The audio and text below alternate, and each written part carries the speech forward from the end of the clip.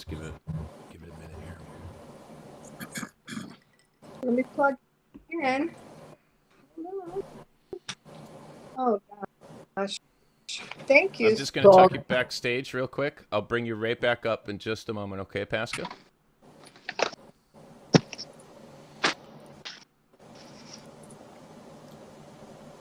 All right, we got some viewers here. Well, thank you very much for joining us here again at Tyrant Slayer Studios. We are joined by three very special guests, very intelligent people working very diligently on behalf of the Connecticut people and, as far as I'm concerned, the people of America.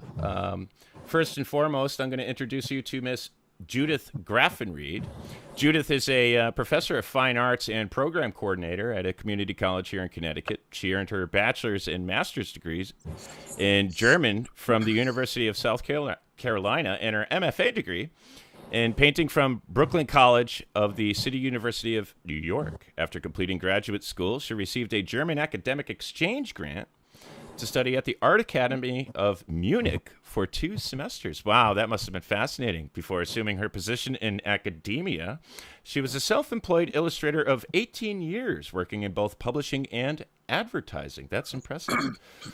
Judith has been involved in the Tea Party since 2008. However, for the past 2.5 years, she has been focused primarily on some of the newer technologies and things like smart meters, things being deployed throughout the state of Connecticut and various parts of the United States, recognizing that these technologies are the technical platform for the surveillance state, the police state, and the apparatus being built so diligently around us. She has been petitioning her town of Trumbull, Connecticut, to exercise their local authority to halt the installation of these wireless transmission facilities and other technologies. I think the Connecticut residents are very concerned with the public safety issues associated with these various technologies, and I think Judith is doing a very fine job articulating those concerns.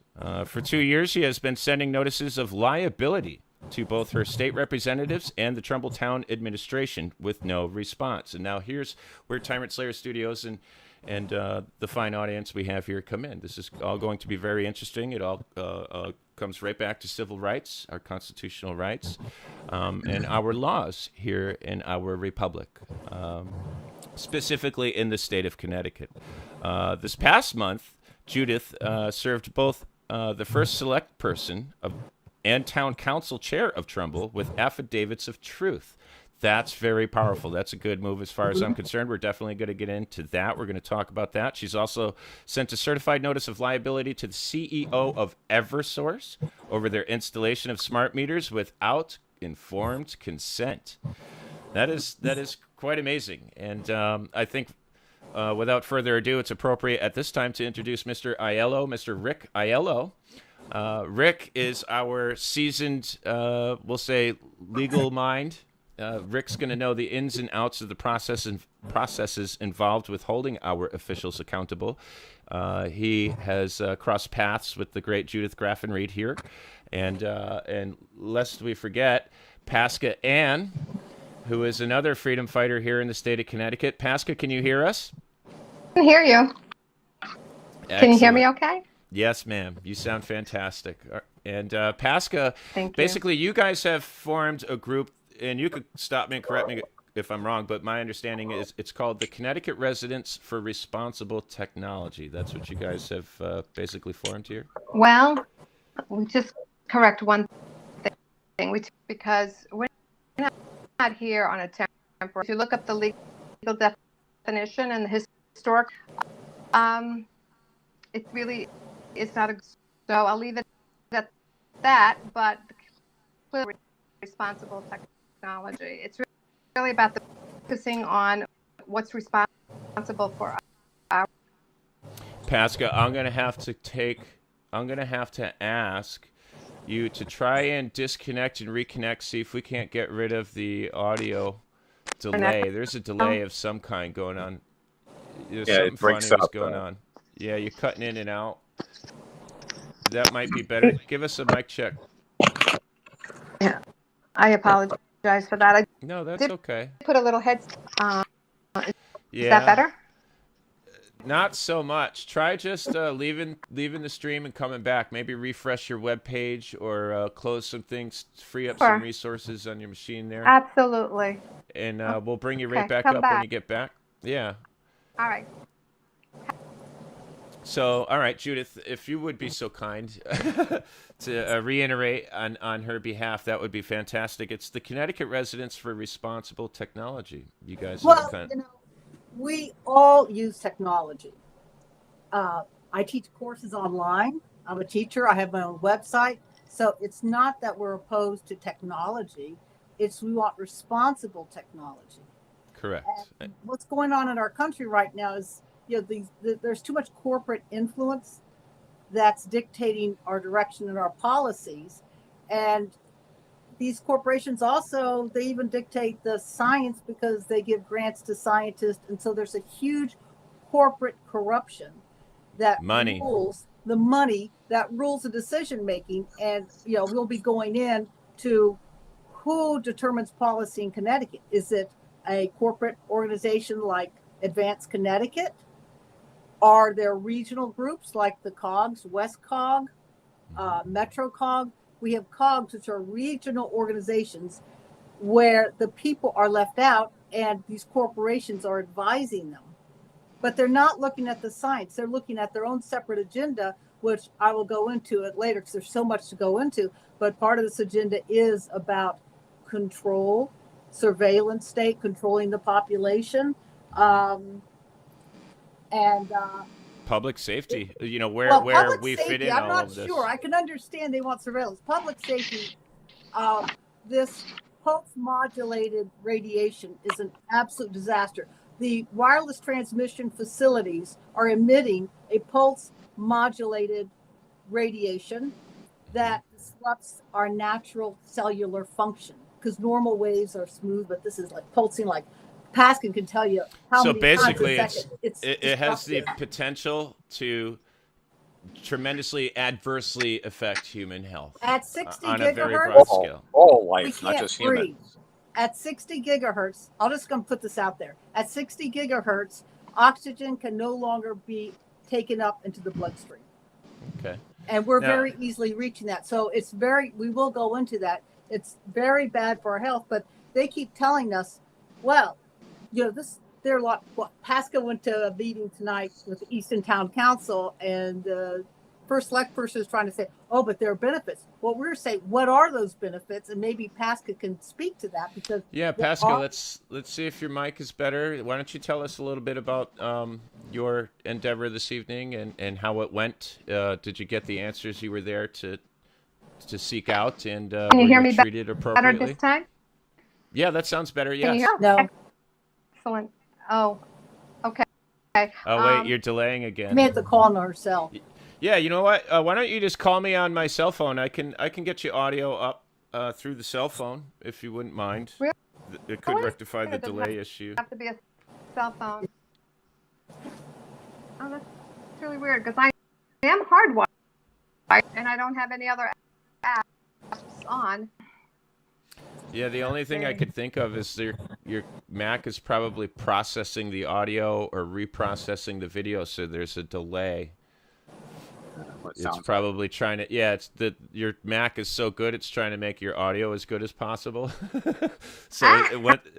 How about if I camera? Real time be damned. Maybe my picture is messing things up. Hold on. Sometimes Yeah, that'll maybe improve change your bandwidth. picture quality so that there's more resources going toward your audio or something. But this? Rick, why don't you give us, tell us how Eversource fits into all of this. Tell us, the people that have done their due diligence, and like in Judith's case, she's filing affidavits and petitions. She's got substantiated claims and concerns associated with public health and safety. Tell us what the people can do in their, those so inclined, if they were to seek out legal recourse in their state or their community. What are the first steps involved in holding our public servants accountable in situations like this? Well, the first step is notification. Lawful notification is the first essential due process. You want to give these officials who are violating our rights, notification of what they're doing. And the affidavit process is a very good way to do that. The other thing to keep in mind is an unrebutted affidavit stands as the truth in law and before the court. That's a legal maxim. That's a universally applied legal maxim. Another thing to keep in mind is that the Constitution of the United States of America is the supreme law. It's superior to all other laws, rules, regulations, everything. And in fact, any other law, whether it's a statute or regulation, that is not compliant with the Constitution is null and void. It's color of law. It doesn't exist. So I am an apprentice of a constitutional affidavit system that kind of combines the Constitution with a special kind of an affidavit developed over years by Jack and Margie Flynn, who have been veteran constitutionalists for over 60, 65 years now or so. They're really the experts, not me. And by the way, I'm not a lawyer, I'm not a paralegal, and neither are they. They use this constitutional affidavit and have taught it to people in various seminars around the country for about a 10-year period or so. And they've won victories using strictly constitutional positions. And that's what we're kind of trying to infuse with opposing these SWTFs and smart meters and that sort of thing.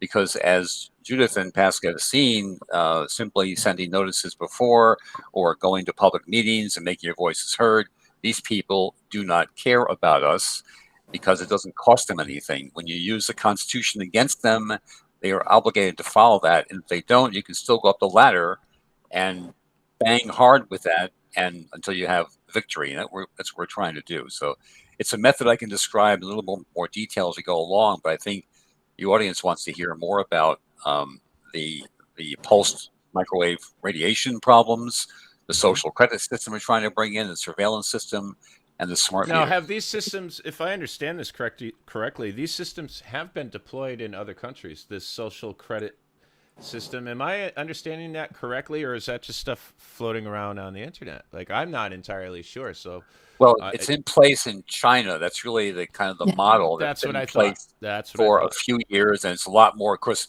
China is overtly communist. America is covertly communist. That's the difference. Right. Hey, that's a great way to put it. Yeah, I mean, they on the surface they seem to be more capitalist than us in many regards. Yeah, but and we're taught they're two different things. But no, communists are capitalists as well. They're just power mongers. Crony capitalists. Crony capitalists. Yeah. Yeah, they're not true capitalists well, in the sense. Now, Paska, have we rectified? All right. Hey, look, she looks great. You sound great. You talking? Oh my God! Thank you so much. Now I fixed something. I fixed my. Still breaking up though. I'd call in my phone. Yeah, why don't you try calling in on the phone, because we don't want to do this without you. You're a very powerful piece to this equation here this evening. We have to hear about the meeting. We have to be able to hear you clearly, honey. We got to hear every word, Text Paska. me the phone number. Put in the chat the phone. Oh yeah, private chat. Yeah. You know, one thing I want to add while you're doing that to what Rick said, his method bypasses the lawyer. The lawyers are part of the problem, and we can't afford them anyway. And that's the beauty, because the lawyers have taken an oath to the bar, and they don't represent the people. So you really don't want to get the lawyers involved. Yeah, there's actually a lot of controversy on the YouTube communities these days about that. There are many who would claim that BAR actually is an acronym for British Accredited Registry. Accreditation Registry, yeah. That's right. And that these folks actually take an oath to that registry and are beholden to that registry, not the people. Correct. You want to avoid the lawyers. Right. It's a very fascinating topic. I find it very interesting. I would encourage anyone in my audience who's just hearing about this for the first time, like I did, not so long ago, to go ahead and read up on the history, read all about it best you can. It's a very interesting topic. Anne, we have you here. Hold on a second. Let me make sure I'm good to go on my end. Can you go ahead and say hello for us? Hello again. Hello again. We love technology. We just want it to be responsible. And I'm on my landline. So we could all talk. Hopefully you can hear me better. I'm sorry about this.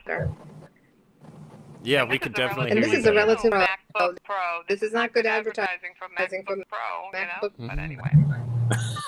Well, yeah, it's a shame. The processing power is just too great for the real time. Wow. So I just wanted to add. that's a question. That's a question A lot of people have wondered. why did this group get established? About that a little bit, or Yeah, that would be great if you could tell us, how the group got established, what your role in this group is, what inspired you, and where your aspirations are, where you guys see yourselves in a year. What is it that you are working on most diligently, and just tell us about the experience. Tell us what brought you here. Tell us about yourself. That's excellent. So what really brought us here was in 2019, Governor Lamont passed a bill. He literally pushed a bill. He didn't really give us an opportunity to hear about it, talk about it as part of We the People, and and pushed an acceleration bill to get 5G to make it easier for the telecommunication companies to to put their stuff on our streets and on our state property. They think that the state owns property. It's we the people that own the property. And so they kind of pushed this out very quickly, literally like 1 minute before the 2019 legislative session closed. That was the acceleration, and that started the trouble. We found out about it, a couple of us, just regular people, found out about this, and then I co-founded this group. Initially it was called Stop 5G CT, but then Facebook started censoring and, really messing up with our group, and you know about that, how that goes. So we renamed it to Connecticut Residents. And the more I learned about the Constitution and all of the legalese wording, I found that I was not happy with the word resident, so we just took that out. So as a co-founder, I really kind of just started the Facebook group, started a Twitter group, and a couple of us became pretty aggressive on social media to start educating, because there's a big black hole. People think those commercials on TV are factual. Could you imagine that? There's no harm in putting a phone to your ear, though if you look at the legal language on their phone, it says don't put it to your ear because you're going to get a brain tumor. So anyway, that's what got started us, is the whole acceleration. And so as a group, I think we've, on Facebook, we're about 2,500, give or take any Facebook where they take us down periodically. It's terrible, isn't it? Would you just comment on the censorship? Yeah, comment on the censorship issues with Facebook and just the uphill battle of trying to convey these messages. It's terrible. Well, yeah. I'm actually blocked right now. I can't be on Facebook right now because they're blocking me. All of a sudden, guess what I did? About a month ago, I posted some water. We haven't talked about water yet, but there's a lot of things we could talk about. But one of the things I posted was a water sample test. And this water was rainwater. Okay, Tim, it was rainwater I tested. And what we found was things that shouldn't be in rainwater. Can I guess? Did you find heightened levels of aluminum or barium or sulfates? Did you find Strontium. How about lithium? A lot of good lithium? hanging out in our Really? rainwater. All very toxic. Pharmaceutical lithium. Do you think they're going to distribute a vaccine? Hopefully that doesn't get you banned. Right. Well, yeah, just next time just say the V word. We'll probably be much safer that way. Minimize the risk. Just we could call it the max. Just, if you've gone out and gotten if you've gone out and done taken those preventative measures, that would be better, really. Full of nano. Some countries actually have. There's a country in Europe that actually did test rainwater for nano, and they did find it. So we don't have a lab. So if anyone who's listening knows a lab that can test the nano, I'd be more than happy to collect. Hey, a little off topic, but very relative. I don't know if you guys have heard of the movie Dark Waters, but it's a movie about the history of DuPont and how they knowingly were poisoning, what was it, 70,000 residents for 40 years, something to that effect, and C8 poisoning is a very serious thing. It's virtually everywhere in all of the water now. And for some time after watching that movie, I was actually trying to make contact with Bucky Bailey, one of the children who was born with a deformity as a result of his mom working on that Teflon line there. Folks, if you haven't seen Dark Waters, I highly recommend you go out and watch it. It's very well done, and just the burdensome task that this man was faced with, how you can see it throughout the movie, physically take hold of him, and the families that were poisoned, the people poisoned in that town. It was just terrible. It's nice to see that something's being done about it and there is accountability, and that's what brings us here today. We're trying to hold our public officials accountable for the dangers that are imposed with these new technologies, smart meters and other various technologies, cellular technologies.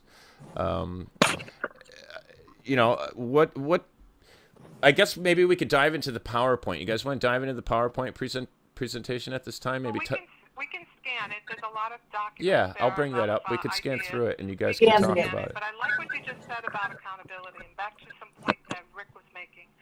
You know, for the last 2 years, we've been playing nice. We kind of worked with the legislators to try to do something, get some legislation passed, tried to ask for an opt-out on smart meters, and asking just doesn't work. So with this year, we really want to focus on notifying these individuals that they took an oath of office, and the supreme law of the land is the Constitution, and we have a right, no matter what the FCC says, to do things. So I like this picture on the screen that you're showing right now. We put this picture together to show that these antennas, they look so cute and so innocent, right? Like the first one, which is right across from the Greenwich High School, the one right in the left-hand corner. Yep, these are local photos, correct? Yep. Oh, these are all Yep. local. We didn't have In our towns towns. other than this Next to manufacturing thing, schools. which I probably could drive down to Bridgeport if I wanted to do that. But these are towers that emit dangerous, hazardous radiation, okay?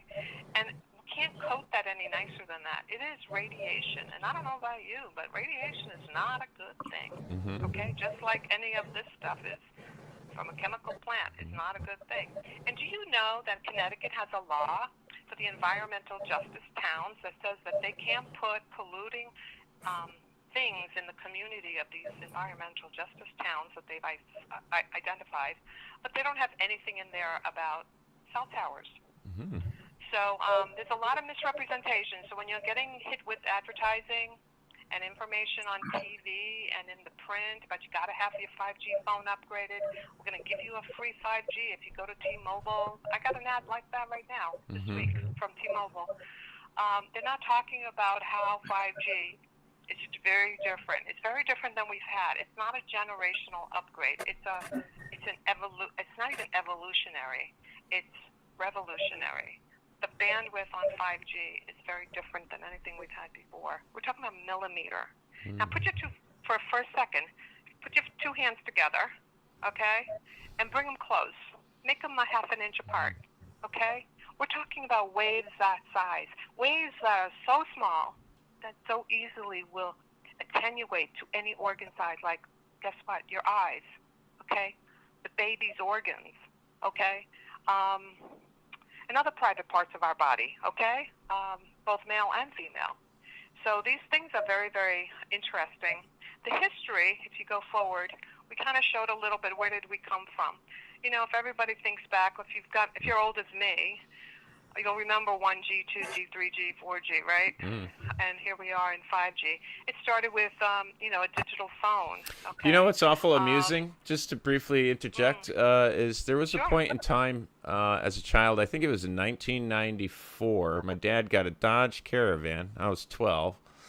And they had car phones. Like, the phones were built right into the cars with the touch tone pads right on the back side, right? And now you can't even use your phone in the car here in the state. You know, at one point we were manufacturing vehicles with the phones built into them, and now you can't even touch a phone while you're driving.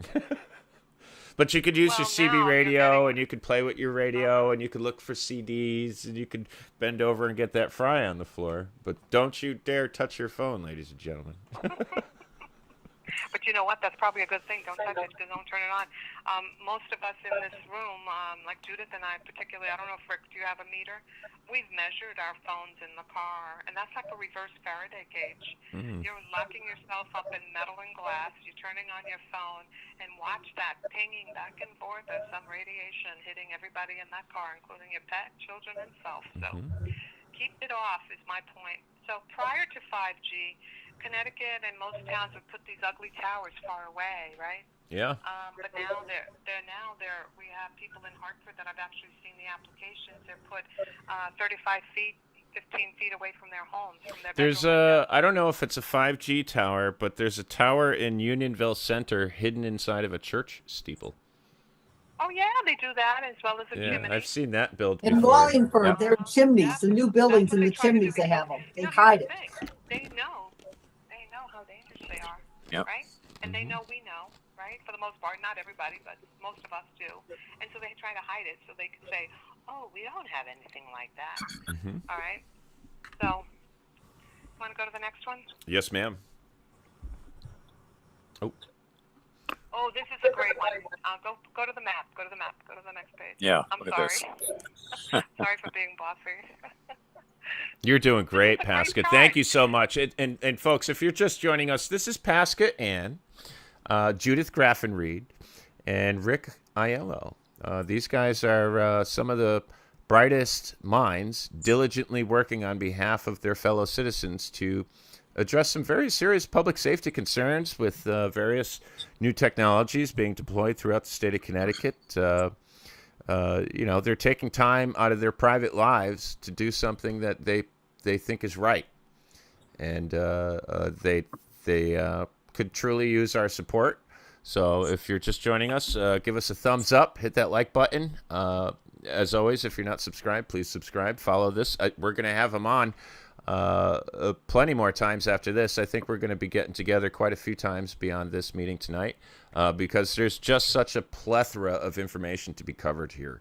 And the concerns are not just within this small group of people in Connecticut. These are growing concerns of a great many people across the entire fruited plain. But I digress. Paska?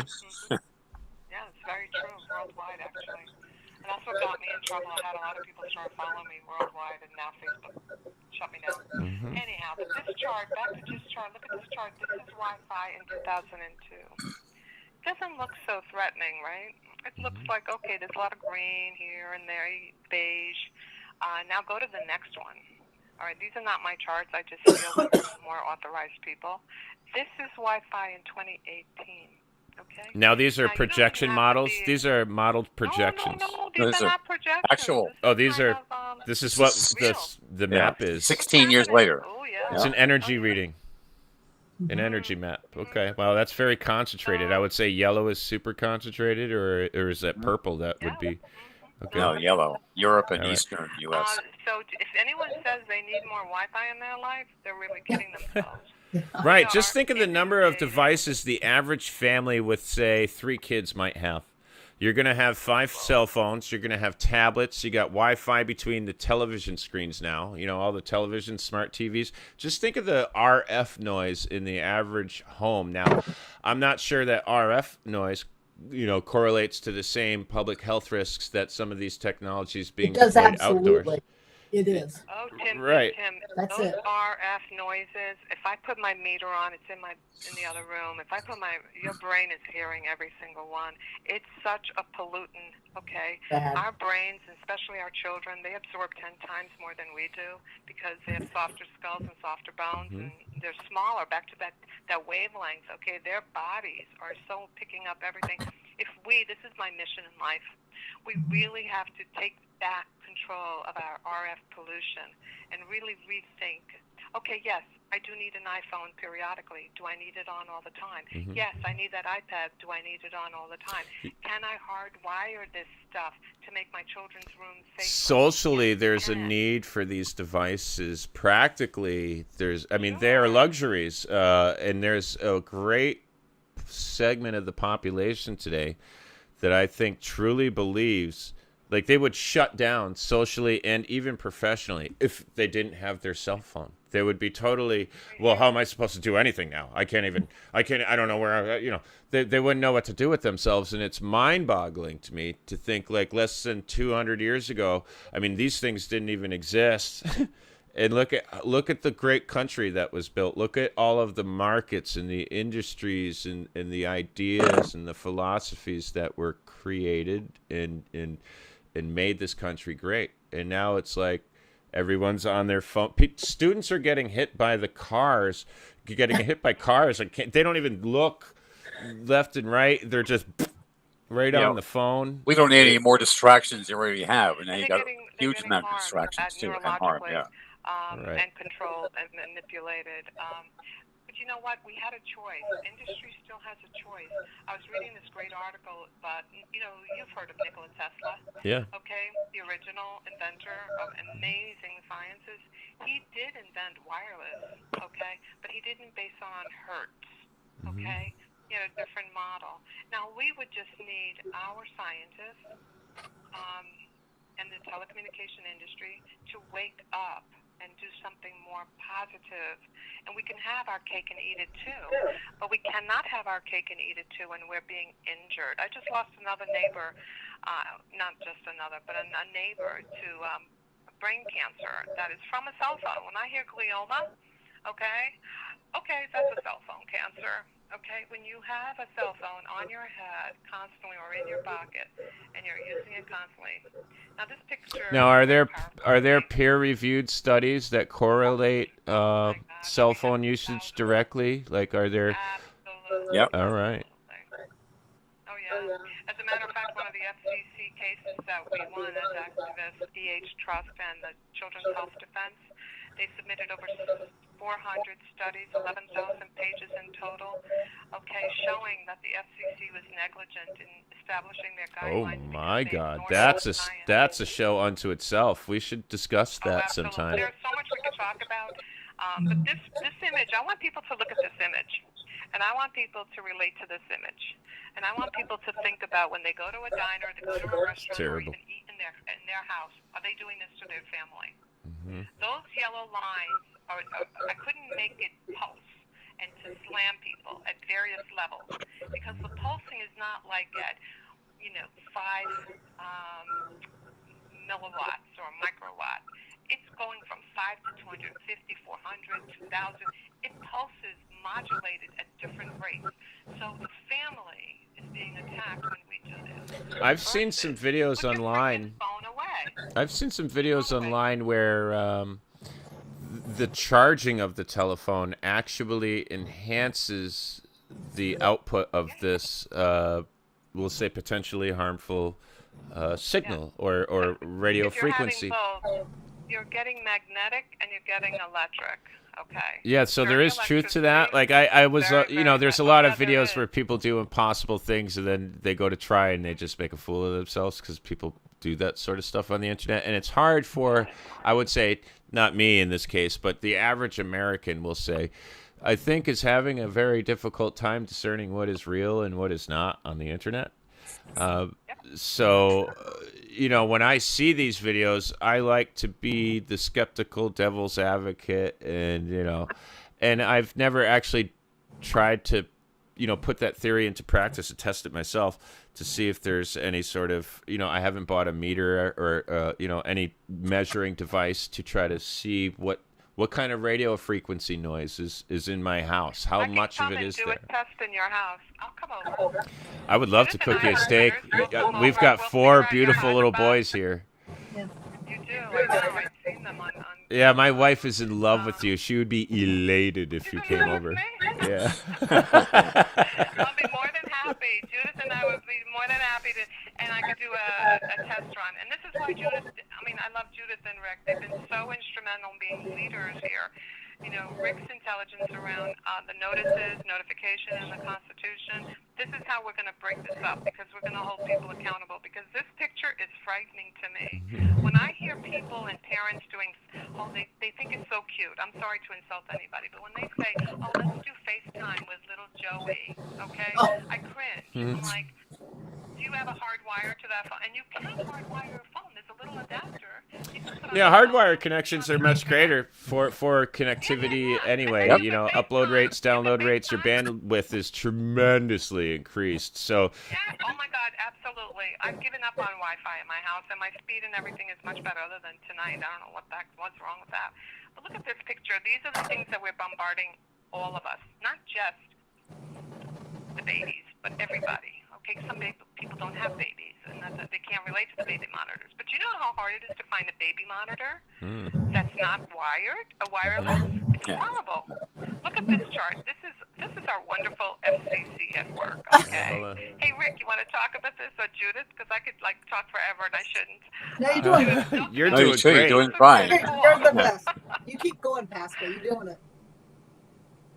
Get off mute, Judith. You can talk about All this right, chart. I'll give This you is a break. amazing. Okay, so let's take a look at this. Everybody, all the agencies always say, well, we're following the FCC standards. Everything is like the CDC. You have to follow them. Well, look at the FCC guidelines for safety.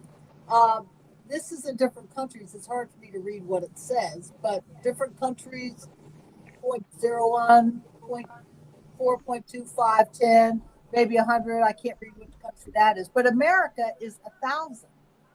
I mean, that's hideous. And we have a chart that actually shows the effects. Where I work, we used to have Ethernet connections, which were fabulous. Then the state came in and put a cell tower next to our building, and it went from less than 1 to 1,900. And so that's even above the standard. But our standard is outrageously dangerous. And again, the FCC standards, and that's their standard, it was found fraudulent in a court of law. And That's interesting. Now, do you know what the case? Thing. Do we have a docket number on that case yes. or any? Awesome. Yep. We're going to give you that. Excellent. Let's put it up in the. If you could give it to me in the private chat, or I'll research it while Paska talks. How's that? Perfect. Yeah. Then we can give it to our audience, and our audience can take a look at that as well. Notice. Oh, okay. Find it.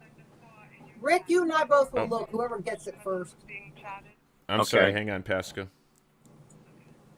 Go ahead. Okay, there was a question asked in the chat here. Didn't Ridgefield stop them from going up? And the answer is no. It wasn't Ridgefield. It was Easton, where I live. We stopped it allegedly with our moratorium. And tonight, our selectman wants it's too hard of a fight to stand up for your moratorium. We should allow 5G antennas on our towers. So we're going to be fighting some more in Easton, and we've got a big fight coming up in Easton because we're not going to allow it, is my opinion. And then you had another question. Well, if people want to come out to Easton, when is this event, and how can they find you to give you the appropriate support and coordinate their efforts with you? Well, thank you. I really would appreciate it. The Facebook page is still like the best page to join. Connecticut Residents for Responsible Technology.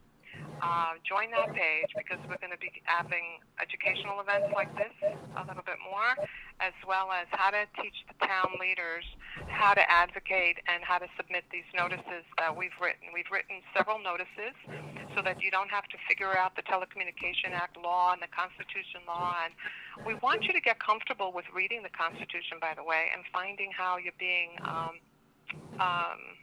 abused in a way with these actions in our town. So join our Facebook group. We'll be definitely doing more education. I put the case in the chat, Tim. Excellent. Thank you, Mr. Aiello. He's faster than I am. Because people don't have the time and the energy to figure out. It took us a few months, actually, right, Judith and Rick, on really putting together the four packages, the 4 letters.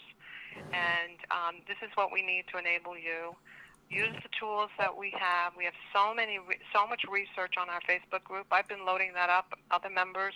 We've got great administrators on our Facebook group that answer questions as well as direct to the research that we have. And we're keeping you up to date on different cases.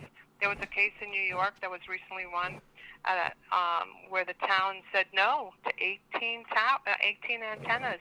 And they got sued, but the town won. Wow. Because guess what? we the people have the power.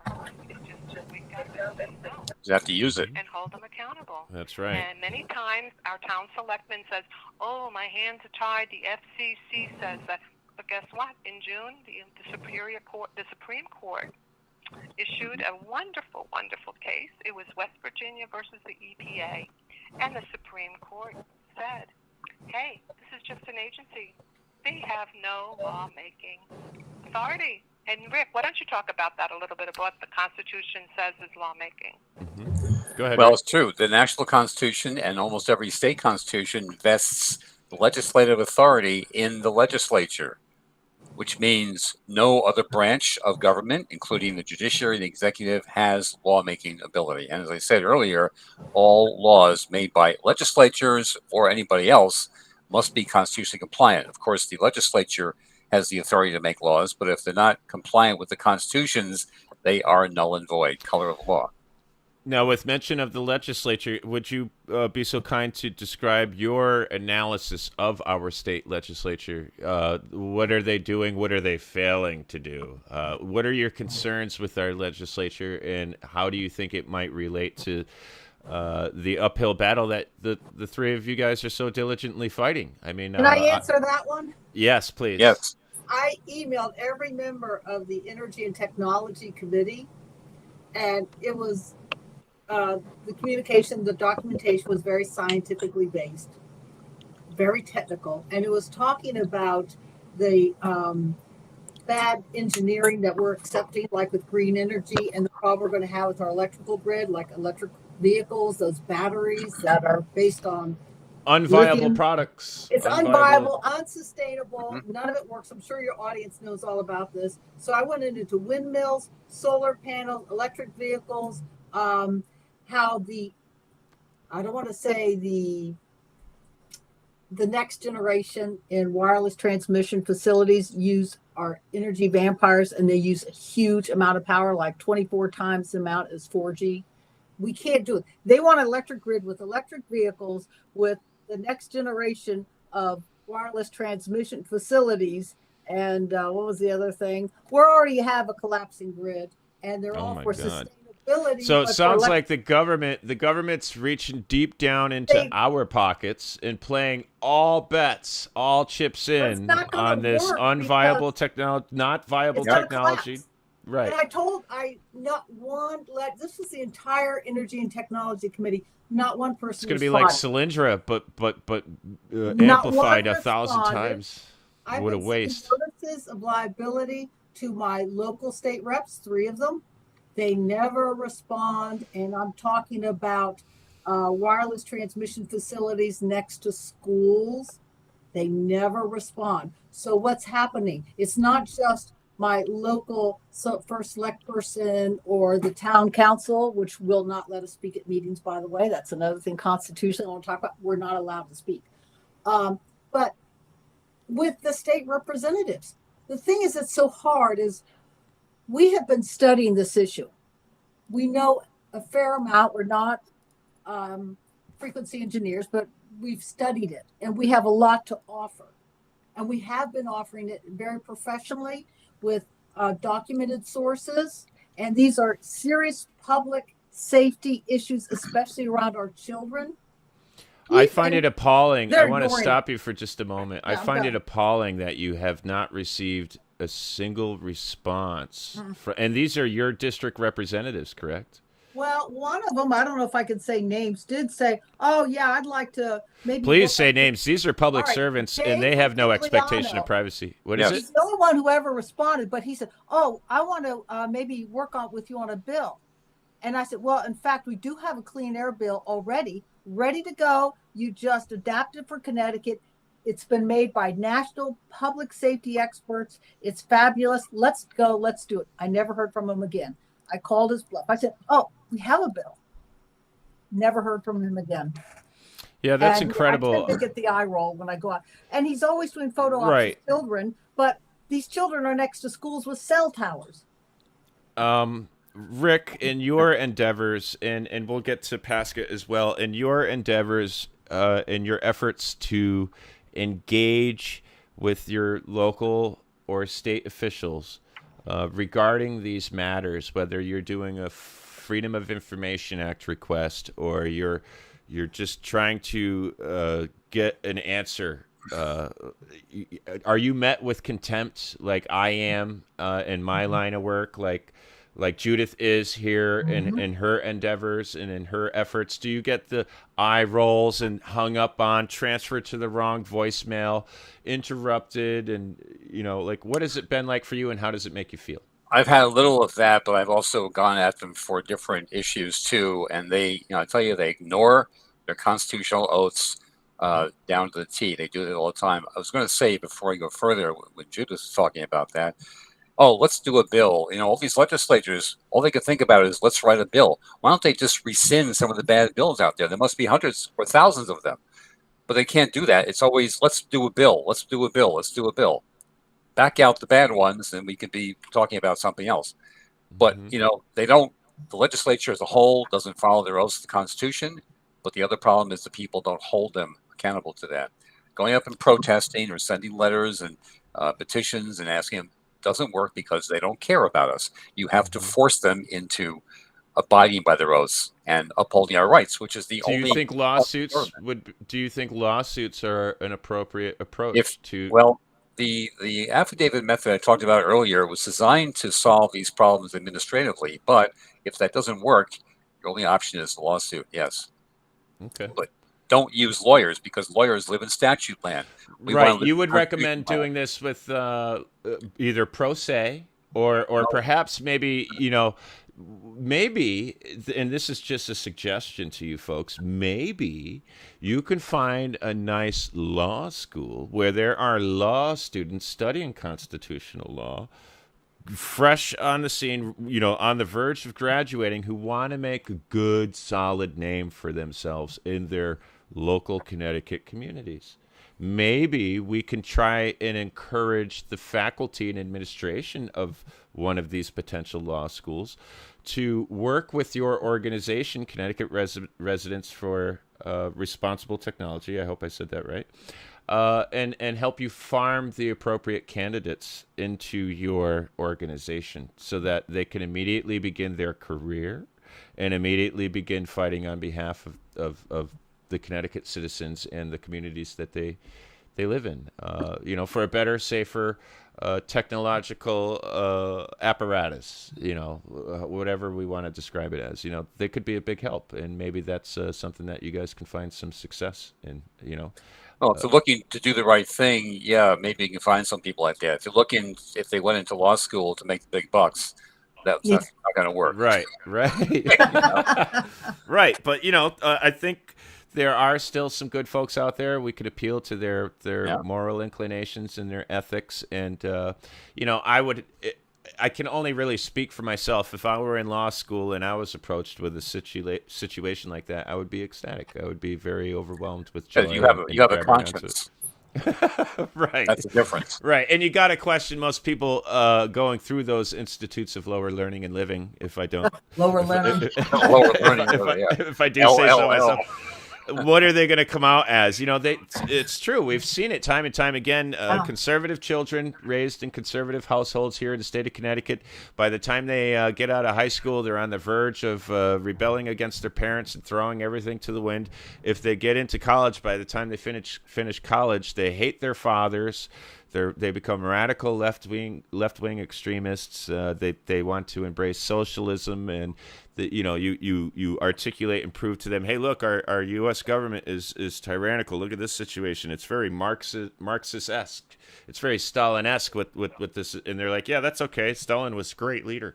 Marxism is good. It's insane what's happening. The conditioning is very real, and it's just as big a problem as some of these new technologies. But I digress.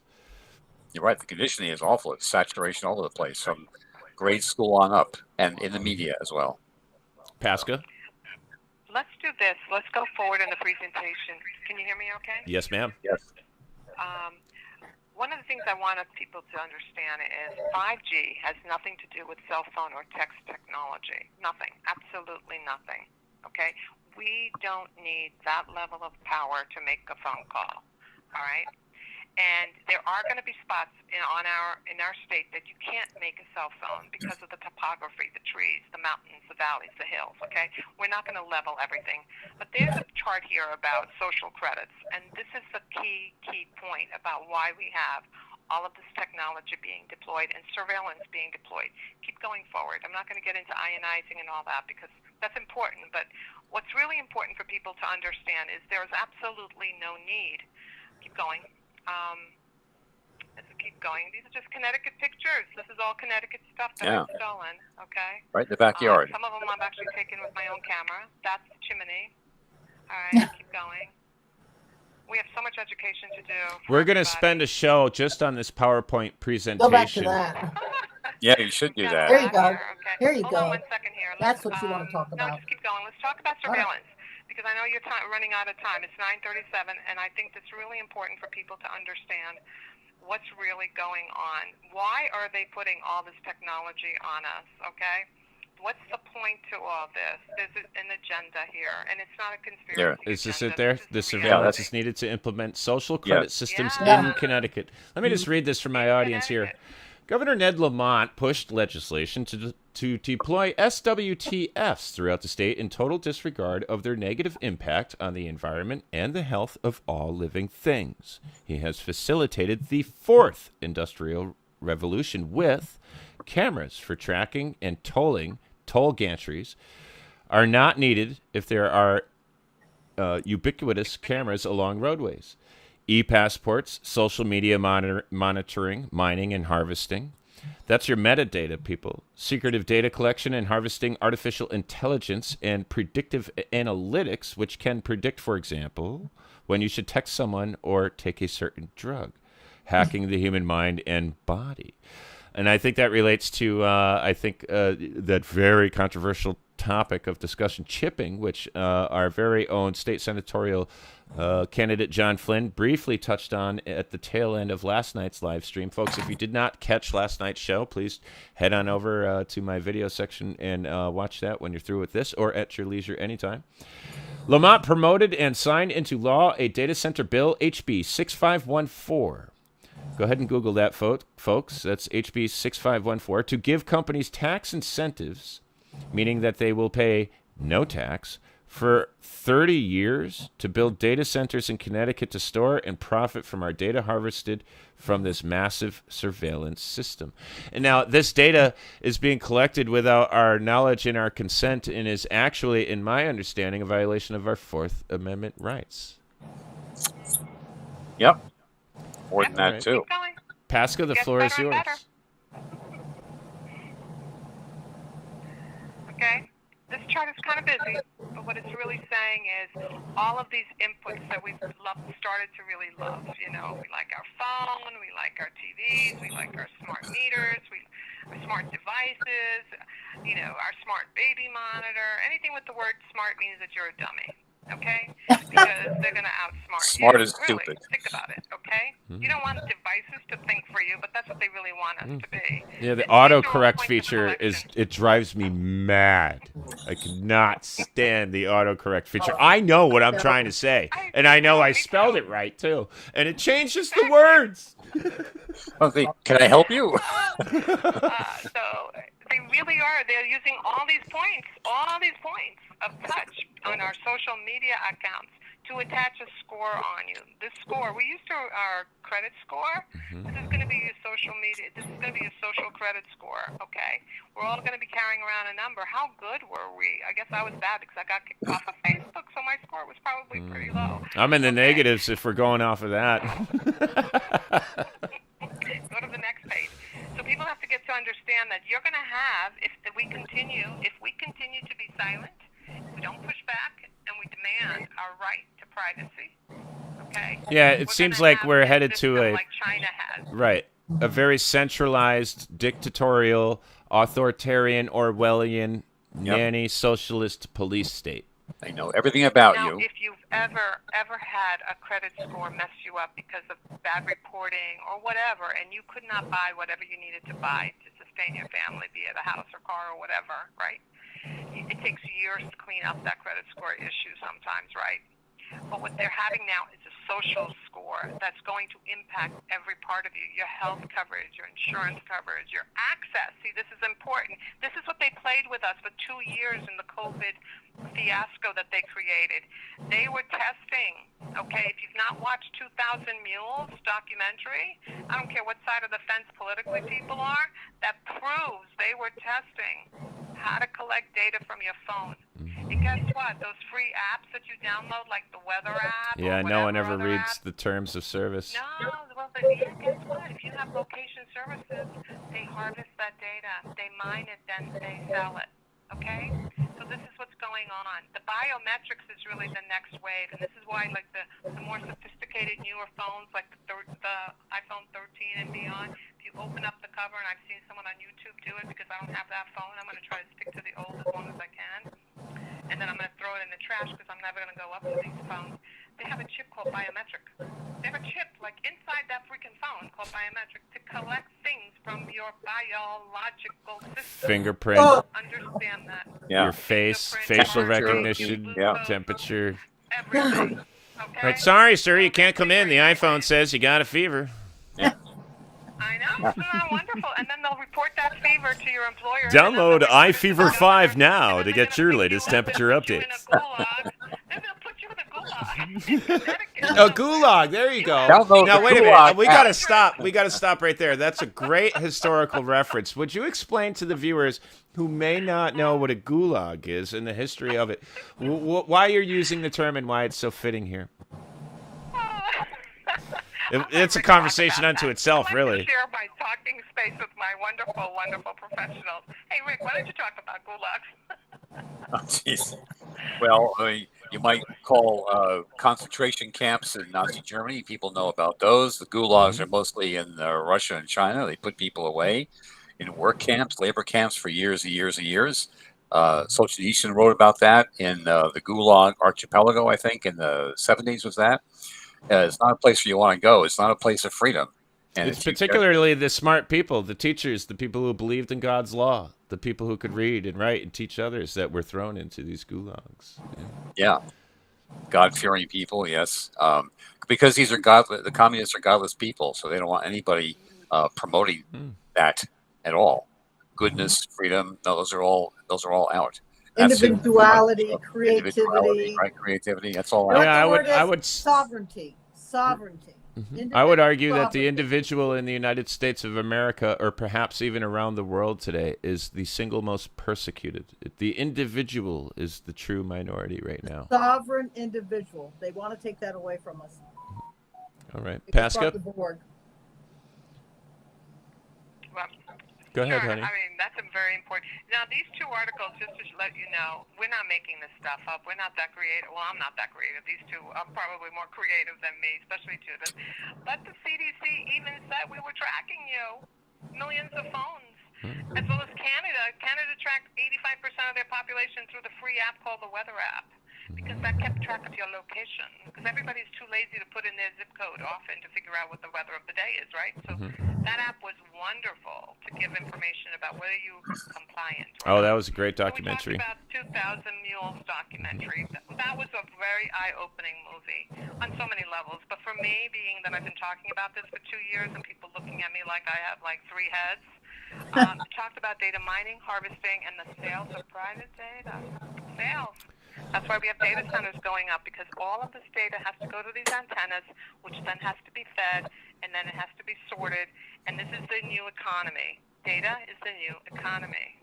This is growth. Okay? Oh, this wonderful man hacking the human mind and body. Definitely crazy person. I refuse to even read anything like that, to put that in my head, because clearly he's demented, in my opinion. These are just my opinions. Sure. I think that was the big thing. The energy consumption, Judith talked about it. You know, people think that these small cells don't take up energy, but if you drive around, and you will see these big, yellowish, like vanilla flavor, like vanilla folder color on utility bowls. These are power eaters. They are so inefficient, okay? By 2030, they're estimated to be 61 times the power. Oh my. We are talking about a situation that's going to endanger all of us. If we have all this technology and all these cars that the Lamont and the globalists want us to be driving electric cars, we're not going to have enough resources to either light lights in your house, heat your house if you're dependent on electricity, or cool your house. So it's going to be a real crisis, in my opinion, if we don't step back and change something. This energy consumption. This picture is powerful for me because this came out of my own town. I saw this 2 years ago. My utility poles getting upgraded, trees getting cut down, and these utility poles going up at least 20 to 25 feet higher than the original. Wow. And then these transformers. These are utility for electric transformers. They went from single canisters to these monster canisters. Now, do you think the voltage coming off of these monster ones are going to be a whole lot less? Heck no. And people living near those, you don't think that voltage is affecting their family? Absolutely. Hey, Paska. Did they get disclosed? Were they told about it? No. But Paska, also, Were they you got to warned point that out. they should not have their baby's bedroom facing a transformer of that size? No. Can you hear it, Judith, Paska? Can you hear? You got to point out there's zero oversight. When they put up all those canisters, nobody knows how many antennas, can you hear me, are going into the canisters. Yeah, there's been no Zero oversight. Oversight. That's all. Go on. And so let me get it back to Easton today. Let me get it back to Easton for a minute, okay? I saw a memo from the Easton, from CT Siting Council. So there's a couple of groups that make all these decisions. PURA, the Public Utility Regulatory Authority, they make decisions on what goes on utility poles and light poles, and that includes small cell antennas, the WTFs, right? And then we have CT Siting that continues to make decisions on where the towers go, as well as what gets enhanced on these towers. And they say they have jurisdiction, and they say that they go through a criteria. But you just saw the FCC table where it's 1,000 times the other countries' rate. So our rate of FCC guidance is horrible, horrible, horrible. But they don't have, they're not looking out for the people and the families because they're not even watching out what the industry is doing. Okay, so these canisters, like Judith said, that canister for a small cell can have 1 or 2 antennas, but it can also have 4 or 5, 6 at varying frequencies. Okay. So this is a runaway industry equivalent to that of the Teflon industry. It's history repeating itself. Everyone's at risk. Just like the cigarette industry, it took 30 years. Except we don't have a choice with this one. To Every put other labels one. on and warn people. Go back to that other chart with No choice. this one. The reason I did the rainwater testing was because people were saying the rainwater was being corrupted, the clouds, for cloud seeding. And what I have found in my research is that absolutely, and it's dependent, weather modification or really weather control uses cloud seeding, and they have to spray the clouds. This is what you see, those white things in our skies. Yeah, people refer to them as chemtrails, right? Really, what they are, Yep. aren't they like nanoparticles, metallic nanoparticles used to reflect sun? There's Yeah. aluminum, Supposedly to fight climate barium, change. They're called- lithium, manganese, and more. If you go to NASA, they say they test this. But here's the deal. There's They people that say this is aggressively- conspiracy theory. No, For my one rainwater example, is not conspiracy. there's a guy No. who is very into aviatronics, aviation, and he actually goes out and travels the country. This man, he's dear friends with my father. They grew up together, and he films and photographs all the various airplanes, historical planes, commercial planes, private planes, and I've raised these issues with him, and he will not take any of it seriously. And it leaves me in a place where I remain Tim? skeptic. No. Can I say something, Tim? Sure. Well, They I are will not post a hiding video. it. I'm not I don't think skeptic after I Paska did can my hear me. rainwater. In 2019, I don't think did she my can. first Can't hear me. rainwater. My first rainwater. Uh, And when I saw the I just wanna results, get I was this blown in. away. Judith's got something to add. I could see. Sure. You're monitoring Paska your can't audio hear me. over there. It's on the phone. Yeah, that's all right. They're not hiding it anymore. Harvard and NASA admit it openly. It's called stratospheric aerosol injections, and they're doing it to dim the Earth to save us from global warming. Yeah, So that's what I read. if you go to the websites, when people say, "Oh, well, you're a conspiracy theorist," which is a CIA term anyway. Mm-hmm. But After the Kennedy assassinations, yes. well, they do it to discredit people. But what I'm saying is they're openly advocating this to save us from global warming. There. Mm-hmm. So Yeah. that's what you tell your Totally friends. bogus. Go to their websites. It's there. Go on, Paska. I'm done. Thank you, Judith. I love your passion.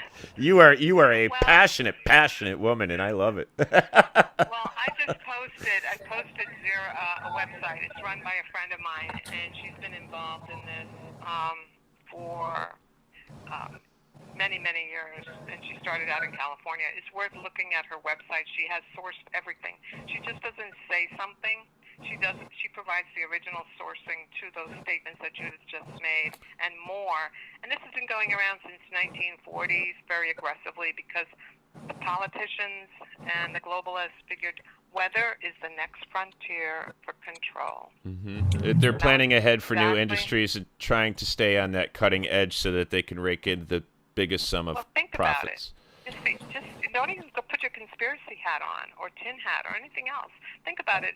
If I can create a famine in a country by not allowing rain there and starve people, do you not think you can get some compliance out of those leaders and whatnot?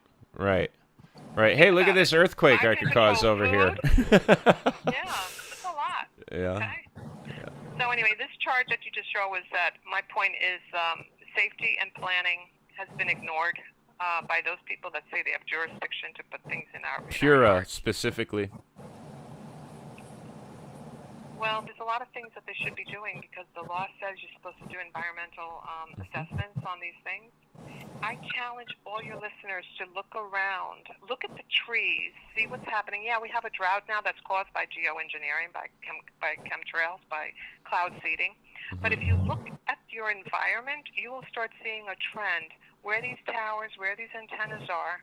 But our state literally hid the fact that there are health concerns. They did not disclose this information, and they're not doing this study. All right? The DPH, Department of Health, should read what they write on their website, that there's absolutely no harm from EMF. There's no known. Well, there might be a theory. This is what they say. This is what they print. So people will think it's okay to put in a wireless baby monitor 3 feet away from their baby to corrupt their brain. Because we have leadership in Connecticut that doesn't care about the health and wellness or the property. And countries have taken towers down when they found out their cows or their sheep or their animals were harmed. I think people are more valuable than a cow. But then they call us chattel, so maybe we're not. So, we're human resources. Yes. You're right. Right. So, I mean, I challenge the group to look around. Don't buy into the commercials. It ties into some of the patterns I see. A lot of this ties into some other things I've been investigating, specifically Eversource and PURA, working part and parcel with city officials like in Stamford, Connecticut, including police. I mean, we're talking city engineers, city inspectors, city police, PURA, Eversource, blatant disregard, complete, absolute negligence, consciously, cutting all of these corners, violating public safety rules, regulations, and laws to save themselves profits to the tune of millions and millions of dollars a year. And we just gave Eversource $92 million last year, right? Or whatever that was. You guys can correct me if I'm wrong. But we give them money is the point. We give them our money. Our public funds are given to these entities, and they could give two shits about public safety and about the dangers associated with doing, work on gas lines in our neighborhoods. I mean, these people could blow up somebody's house. I'll give you a very smart meters can. An 81-year-old woman who's asked for my help. I've tried to help her. They put a smart meter on her house. This is in a rural area of Connecticut, not in Fairfield County, but closer to Massachusetts. we have to talk about this chart, but she literally has written to Eversource and PURA, and they won't remove her smart meter. And this woman is both electrically sensitive as well as chemically sensitive, and she's restricted in her home. She has a little home, and she's restricted to one room, and she has literally removed air conditioning and heat. I mean, not heat, but anything to do with electrical, because she's so sick. She's been really sick. Rick read about her affidavit, and we're trying. And Eversource basically has said, tough. It sounds this is the only way terrible. you're going to get electricity. Now, she has written to the president, and I really do hope that the president of Eversource reads that letter and takes some damage, some action. I can't here. even get a response from them. We've been on them for 2 months. If she dies, it's going to be on theirs, and then it will be public. She wants to protect her identity, so she won't have me put her name in media or anything like that, and rightfully so. She's 81 years old. She's very fragile. She doesn't want to be bombarded with all kinds of crazy people. Yeah, she can't handle that high-energy situation. And we have a right. You know, I have been monitoring smart meters, and we have a right to turn them off at night. We have a right to stop the surveillance of our home. And this is what we need the legislators to do, and we need UI and Eversource to take action. 28 other states, right, Judith? 28 other states have an opt-out for us. Mm-hmm. So if we have protection of the Constitution, that all people are created equal, why should one state have protection? And here in Connecticut, we get a tough on you, okay? So anyway, back to this. People are jumping onto the fiber. We talk about fiber being the solution. Fiber optics. Okay, fiber to the premises for your best connection, high-speed connection. That is the solution rather than putting all these antennas everywhere, because wireless is the weak link. We will never get wireless to one, gigabytes per second, okay? We're never going to get wireless to those speeds. And here's Frontier.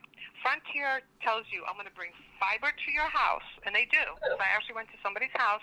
They put in fiber to the house, and I was like so excited. I brought my meter with me. We're having lunch, and I'm measuring the fiber box, the box that goes onto the house from the pole. And it's clean. No EMF. It was clean, right? Then I go in the house. We go in the house. We're having some wonderful lunch. And I walk by a room that has one of these small... some of these, the mesh, Eero Pro mesh. It's the wireless routing. It's the modem, routing system the for the router. signal. Yeah. Yeah. You know how high it was? My meter was blowing up. Okay, blowing up. It was so high. I told the family, please don't go in that room. Please call them and get something smaller. Please turn it off at night. It is so radically dangerous. So here's the trick. They tell you, sign up for this high speed. And go to the next page. I think we have another page where it shows the fine print. Here's the fine print, if you could blow that up. The fine print says, don't expect these speeds if you're using wireless.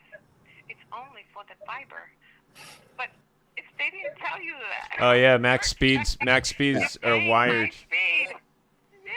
Yeah, the industry knows that, but they don't tell you that. Wireless and getting junky speed and paying a lot of money. Max speeds are wired, not Wi-Fi. Wi-Fi, actual average. It's sort of like they're tricking people. You have to read the fine print, but how many of us read the fine print other than people don't even read terms of service? Like you said, them free apps that you download, they track your analytical data, they track your location, your shopping habits. Very, very deceptive. A lot of deceptive. But it's dangerous. Right. It's dangerous because you think. Okay, we've been preaching fiber to the premises. It's called FTTP. It's very clean energy. It's very clean mode for internet and phone, whatever you want to do, right? Very clean for Zoom, so you're not getting radiated. And then to have them stick you with an Amazon product called Eero that literally will fry you at such high rates is unethical. And they don't tell you that. And they don't give you an option. You have to actually work with them explicitly and say, turn off that Wi-Fi. And it shouldn't be that. I like the way you put it into terms earlier. You said something to the effect of, we don't need such a strong apparatus. We don't need this power to make phone calls. Yeah. You don't. You really don't. Yeah, and the problem is cell phones aren't designed for the purpose of making phone calls anymore. They are smart devices used to Computers. harvest data, to harvest and harvest data collected on us to monitor our buying, our purchasing habits, our eating habits, our traveling habits, so that private companies know when to release their next movie, or what to name that movie, or what they're going to do with their new seasonal clothing line. This is all big business. I can't imagine the profits that data harvesters who mine and sell this data, they must make a lot of money. And the National Security Agency, our government, they're buying that data too. They're taking full advantage of it. And it's at the end of the day, it's very disturbing. It's very disturbing. It's just another piece of this great big puzzle we've got to disassemble and reassemble to make sense of this awful picture here. Figure out in this rebuilding process of that puzzle how we're going to change things to make it better. Correct. This page is just some of the links. We could validate everything that we say. We're very cautious. Why don't you talk about like the differences between what you guys are doing and what you see other people doing? Like that guy, like, oh, he's clearly a lunatic here. Talk about the contrast between you and the other folks that, on one hand, it seems like there's a community where they go out and they just say the most ridiculously asinine things that could never be substantiated just to discredit otherwise valid information and substantiated information being articulated by valid entities and folks like you, for example. How would you, you have an opportunity now. How would you distinguish yourself from various entities engaged in relative work? What would you say to critics, and what could you point them to substantiate, what your claims are and, what you're working on? Well, I'll let the other two speak too. Clearly, I think one of the things that I show people is using my meter. I could substantiate that they're getting fried. They're getting hit. Well, now let's talk about the meter. What kind of meter is this? Where do the people find these meters? And what kind of units of measurement is this device capable of producing for the people who might be concerned with the RF noise in their house, where they're at, on what level, and where does that compare to the average household or other various environments? Well, I would like to see a bunch of libraries get together and buy a bunch of different meters so people can just use them in their house for a week or so to determine the hot spots. Each meter measures a little bit differently, but we usually measure in microwatt meters squared. So it's one of our charts earlier, but what we're measuring is the magnetic field and electrical field and the radiation. And there's a lot of different meters. I just put in this website, lessemf.com. It's a great site. They've been around, and they have good products at various price points. I don't get any affiliate money from them. I don't benefit other than I want people to be educated. I've had now 3 different types of meters that I use to measure different things, and they kind of, what I would suggest is when you get one meter, use that meter. And be consistent. Write down the readings, put it in a notebook somewhere, and see what's changed in your environment, okay? Because you're the only one in that environment that can assess. And then see how your family's doing. Are they sleeping better? Are they sleeping worse? Are the kids eating? Are the kids hyper? How are the pets? Do the pets now have a skin condition or a health condition that's now concerning? I believe that this is a cofactor, okay? And cofactor is very strong. It's a cofactor for autism, neurological, heart, developmental. I was just reading a book on how EMF was discovered to actually change and decompose oxalic acid. Oxalic acid is a very important acid in our blood. It's very important for it to detox and really keep us healthy and fight off germs and things like that. But if that's decomposed because we're hanging out EMF, maybe that explains a lot of our sickness. 70%, 80% of Americans are on some form of pharmaceutical. Chronic illness. We're not well. And people are definitely, that's a huge number of pharmaceutical usage is out of control. I'm very alarmed with the repurposing of a number of drugs. A lot of things that are prescribed today to children for attention deficit or hyperactive deficit disorder, whatever they're calling it, is speed from the 80s. You know, they changed one ingredient, they put one other thing in, or take this little piece out, and now they're just feeding your kids speed.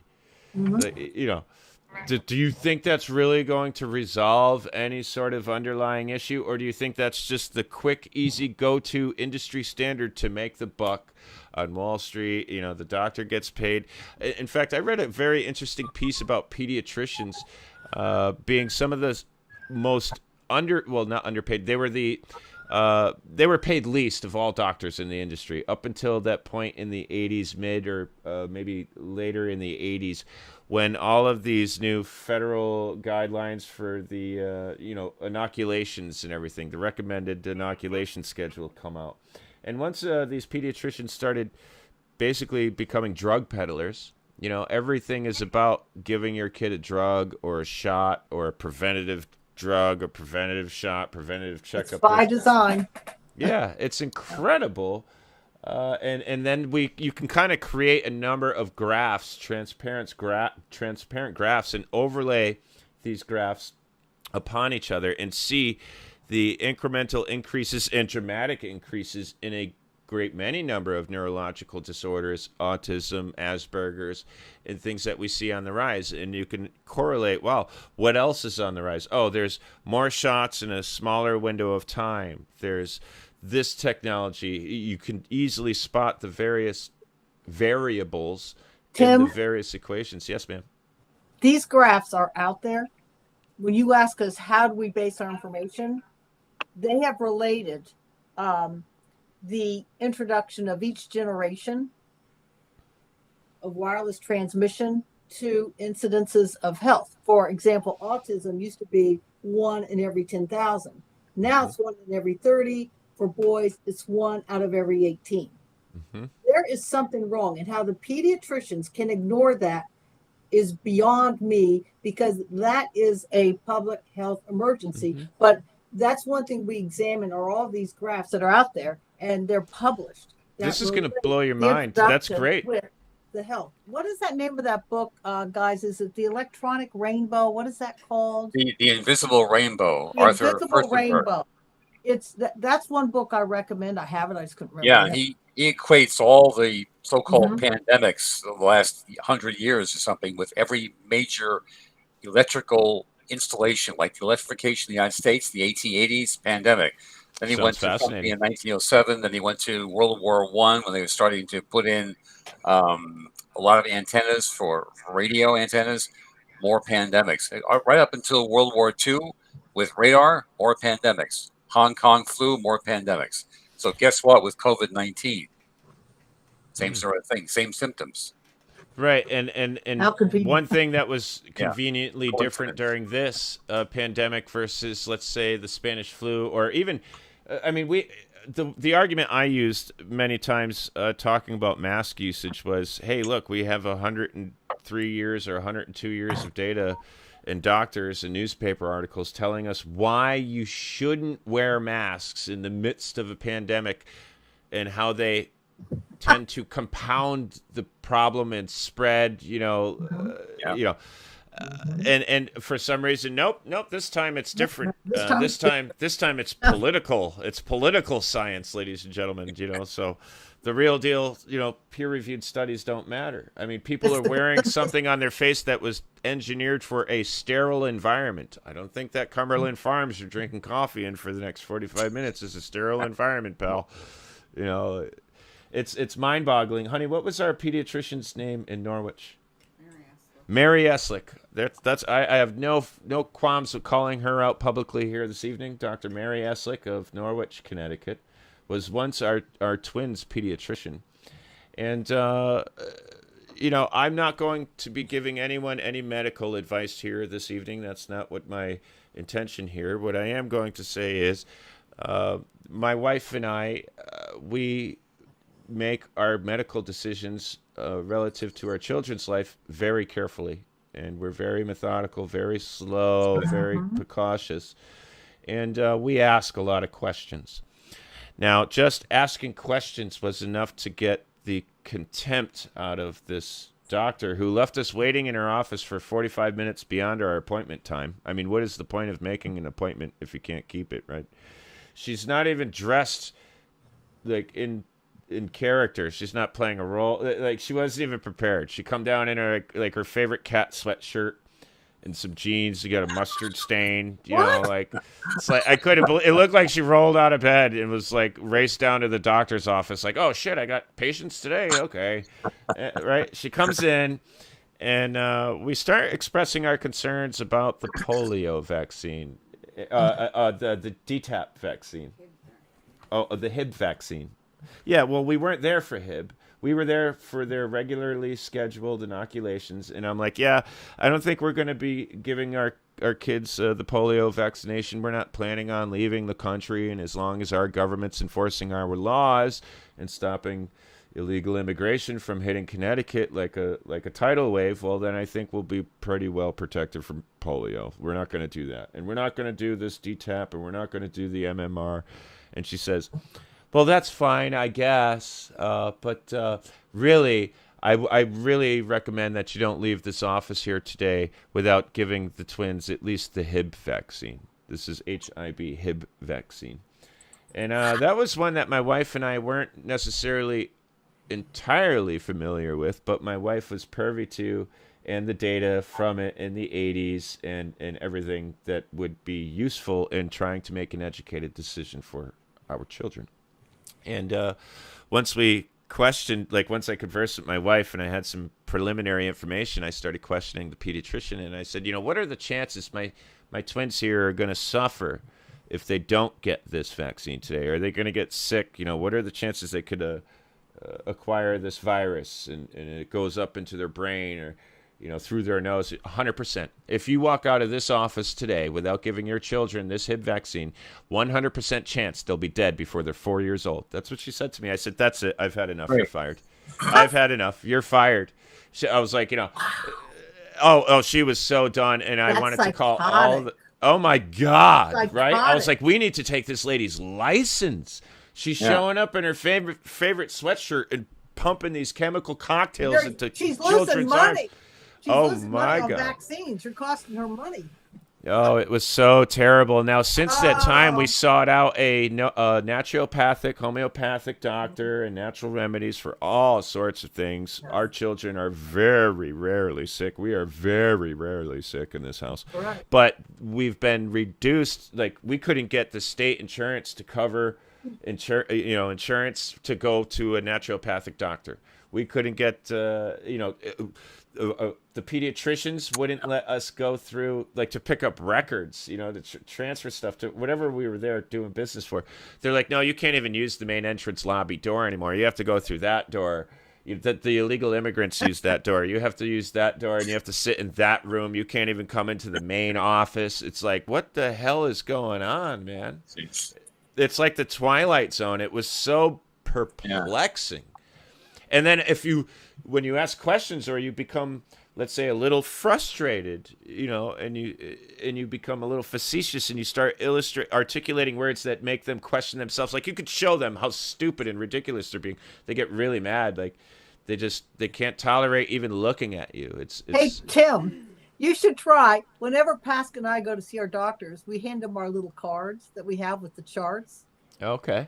So when we try to educate doctors on the biohazards of these wireless transmission facilities, RF frequencies, you should see the looks we get, right?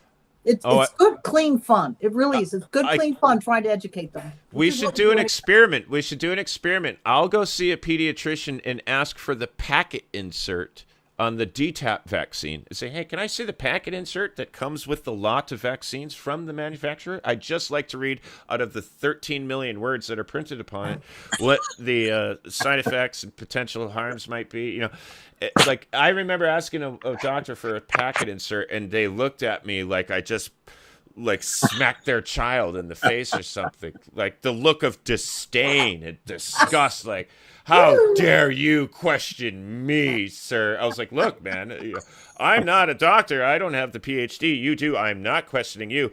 I just want the information for peace of mind. Well, you sit right there. I'll get that for you. Like, they were so mad they had to go get that for me. It was incredible. And I get that in a lot of state agencies. They never read it, Tim. They never read it, Tim.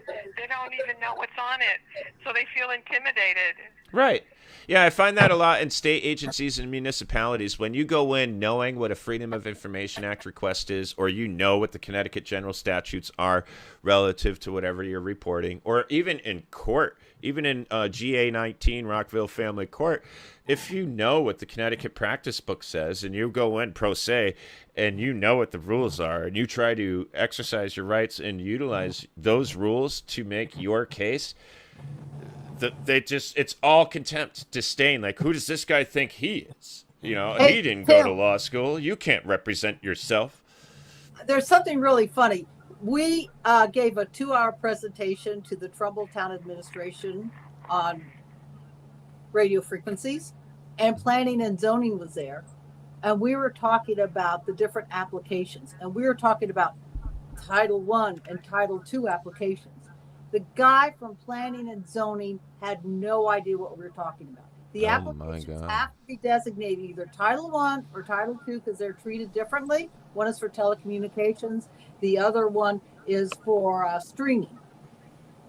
Guy from planning and zoning, they don't even do it. It doesn't surprise me. As shocking as that might be. And they still don't listen to us. Right. They won't take anything you've said, even if it's 100% right, because it came from you. It's like dealing with an ex-husband or an ex-wife. They don't want to hear it coming from you. Somebody else says it, it's okay. Yeah. Do you remember, Judith, at that meeting? Can you hear me? Yeah. At that same meeting, there was a guy there. I don't know if it was the lawyer or some other town guy, and we were talking about 5G and ceasing it in Trumbull, and he's like, so you want to deny me the right to download something when I'm, taking a walk? And I said, deny you? What about you harming me because you're going to download something?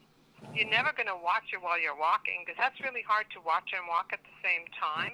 But I'm going to be radiated as well as my pets and my family and my environment. For what? Your instantaneous gratification of like a download? Are you kidding me? I don't have any rights, but you have rights? It's a very controversial subject. It's, that's the problem. Everybody. But the difference with what we're talking about, we're talking about smoking before and other hazards. This one, people can choose to smoke or not to smoke.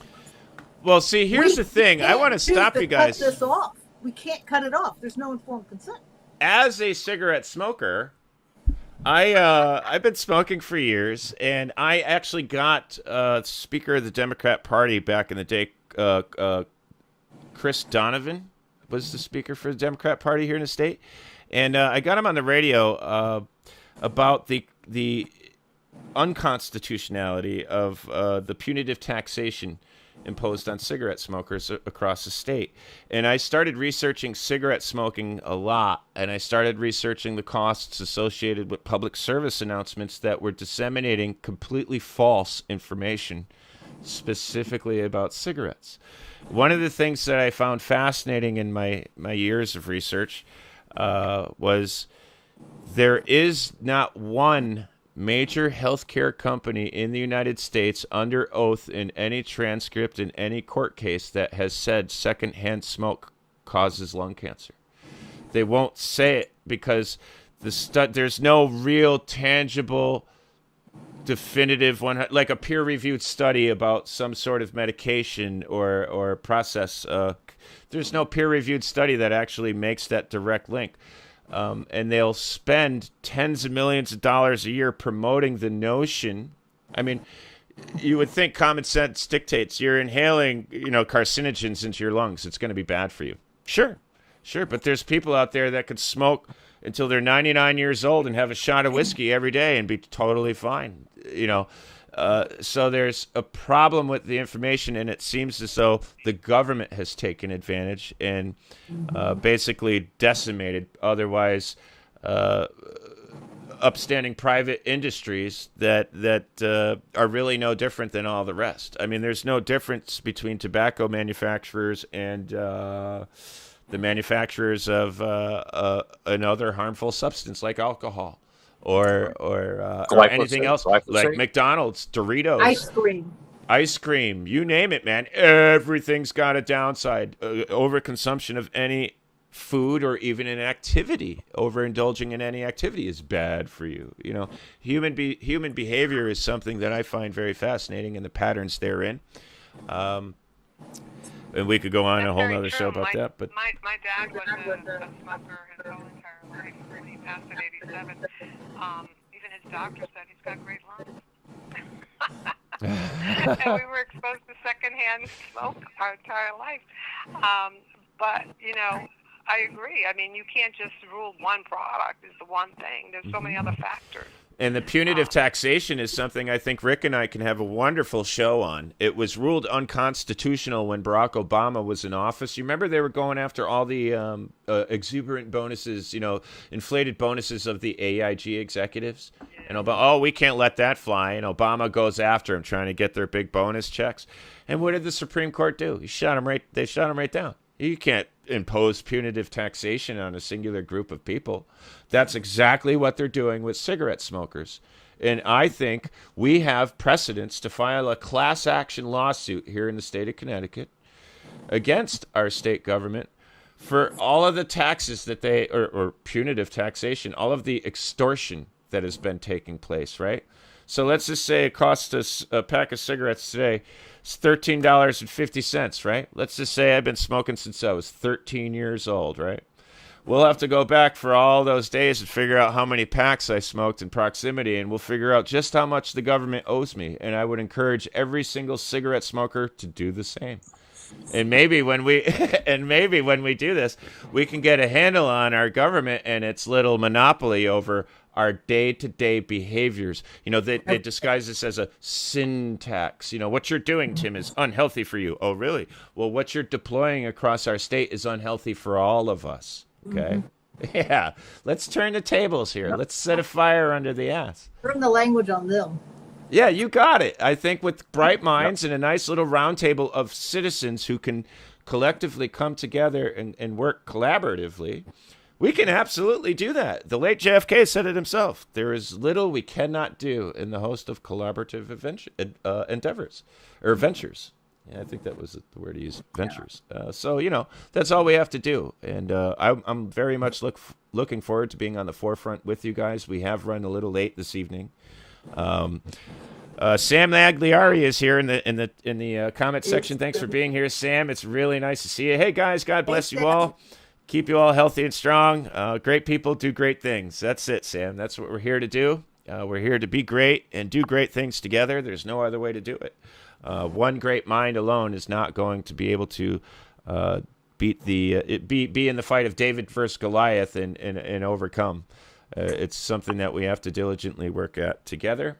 So with that, I must thank each and every one of our guests, Judith Graffenried, Rick Aiello, and Paska Ann, for joining us this evening. I'll give you guys the floor. You can close out any which way you want. Once again, remind the people where they could find you, and let us know when we can have you back so that we can give them something to look forward to in the future. We can spend some more time on these presentations. We can get into the affidavits and the petitions. In fact, we can even look at some of the lawsuits going on in which our very own corrupt criminal Senator Lying Denang Dick Blumenthal is named as a defendant among many other powerful entities.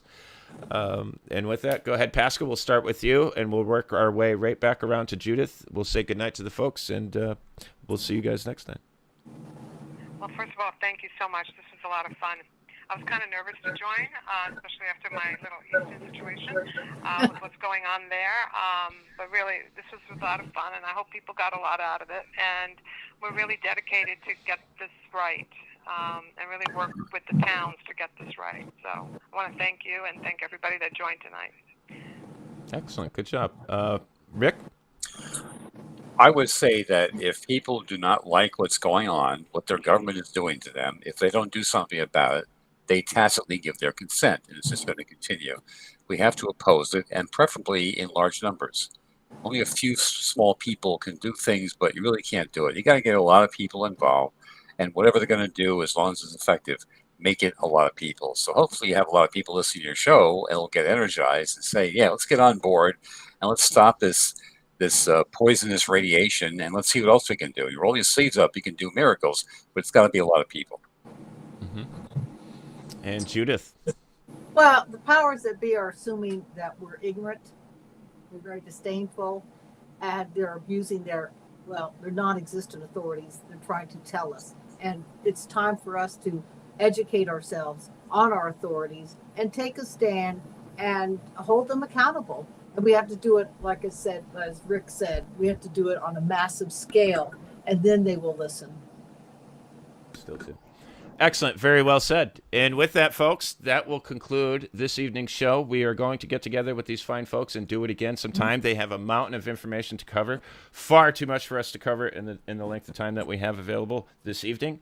But if you have not subscribed yet to Activism News Network, please head on over to www.activismnewsnetwork.com. You can find the work of my colleagues and I, 21 colleagues and I, from across the nation, doing the due diligence of the people, fighting each and every single day for accountability, transparency, and, of course, when appropriate, liability.